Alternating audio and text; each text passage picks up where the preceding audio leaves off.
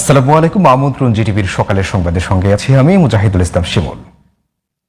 দর্শক, বাজার জোর জানতে আমরা এবারে চলে যাব খুলনাতে। সেখানে রয়েছেন সহকর্মী শেখ লিয়াকত হোসেন। লিয়াকত, নিত্যপণ্য ও সবজির বাজারের অবস্থা কেমন দেখছেন? আসন্ন ঈদকে ঘিরে মশলার সরবরাহ কেমন দেখছেন সেটাও জানাবেন আমাদেরকে। শিমুল, আপনাকে ধন্যবাদ। আপনি যেমনটা বলেছেন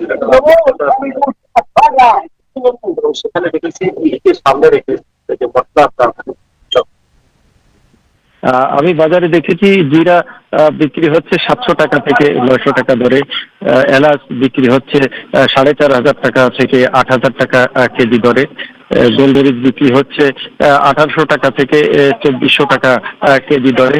দারুচিনি বিক্রি হচ্ছে 1,600 টাকা থেকে 1,800 টাকা কেজি দরে।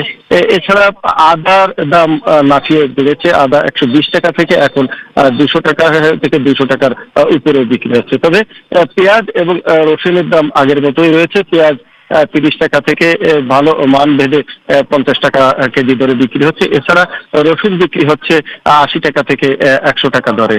আমি যদি বলি সবজির দাম আগের মতোই রয়েছে। তবে উচ্ছে রয়েছে 60 টাকা থেকে 70 টাকা এবং রয়েছে ঝিঙে রয়েছে 60 টাকা থেকে 70 টাকা দরে। এছাড়া যে সবজি রয়েছে, শাক রয়েছে, সেগুলি 30 টাকা থেকে 40 টাকার মধ্যে কেজি দরে পাওয়া যাচ্ছে। এবং বিশেষ করে যে শসার দামটা বেড়েছে আগের চেয়ে অনেক বেশি, 120 টাকা দরে। এছাড়া মুরগির বাজার আগের মতোই রয়েছে এবং ডিমের বাজারও আগের মতো রয়েছে। তো এ ছিল খুলনা থেকে বাজার দরের সবশেষ তথ্য। লিয়াকত, আপনাকে ধন্যবাদ।